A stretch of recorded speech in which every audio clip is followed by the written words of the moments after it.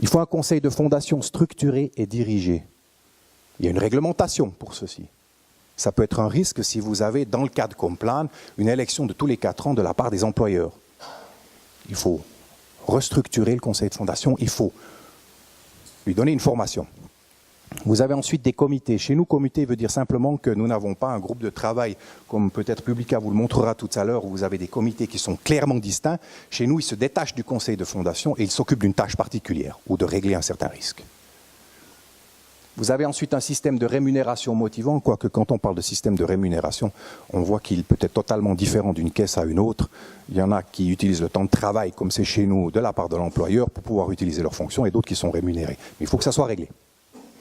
Vous avez ensuite des codes de déontologie et éthique qui sont respectés. Ça, c'est également un risque. Quand vous avez quelqu'un qui chapeaute dans un conseil de fondation, à partir d'un certain âge, un aspect individuel, et qui ne réfléchit plus à la collectivité, l'orientation peut être totalement différente. Donc, il faut que ça soit structuré.